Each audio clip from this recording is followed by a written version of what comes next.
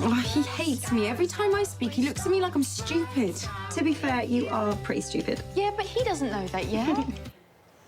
You know, that's a little taste of a film that is arriving in theaters today, Me Before You. It is based on the best-selling book. What people are talking about is the way the film treats really the issue of disability, and we're going to get into that because look who is back. I feel like we haven't seen you forever. Eli, my goodness, everyone at home is like, woohoo, Oh, well, Friday's thank you. back to normal. I've been off on the East Coast shooting a short film face-off with my friends in Halifax. Terrific. So we'll see that? In June. In June, very okay. soon. All right, well, sorry, I digress from what we're talking about this way. Me Before You, interesting. Yes. Heather Reisman was here when you were away, and that was one of Heather's picks for summer reading because it's a hot novel. Indeed, So pick up yes. on that as film. Big author, and a lot of people love the book.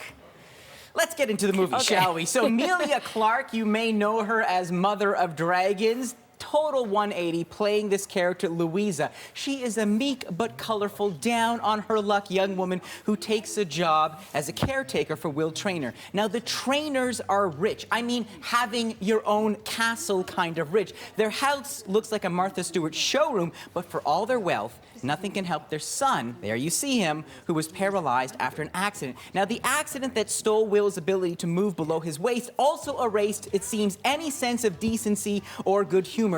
To be kind, he's a jerk. But Louisa isn't the kind of gal to give up. With her cherubic disposition and a wardrobe that, I don't know, it's kind of Cyndi Lauper meets Bjork, she's a rainbow-colored whirlwind of good intentions. Sam Claflin, there he is. You might recognize him, Finnick from Hunger Games. The first part of the film, it's a masterclass in sneering until, of course, he comes around because this is a romance. Here's a sample as he's commenting on Lou's interesting footwear and where it comes from. Take a look.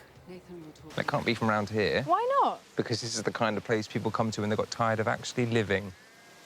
People here think excitement is a new please be quiet sign going up to the library. You should be out there, claiming the world as your own, showing your leprechaun shoes to dodgy men. I like my life. You like everything. I'm happy here. Well, you shouldn't be.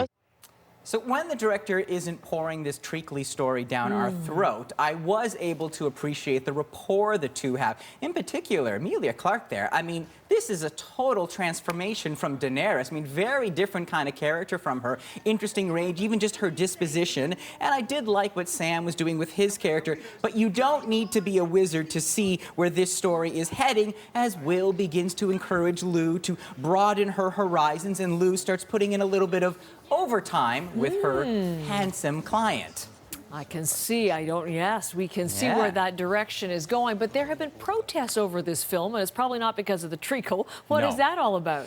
So even though Will has met this girl who may be the girl of his dreams, even though he has all the care money can buy, she's there, he has a male nurse to help him, he's fixated on his former life, which is portrayed, he was something like an extreme athlete and almost James Bond.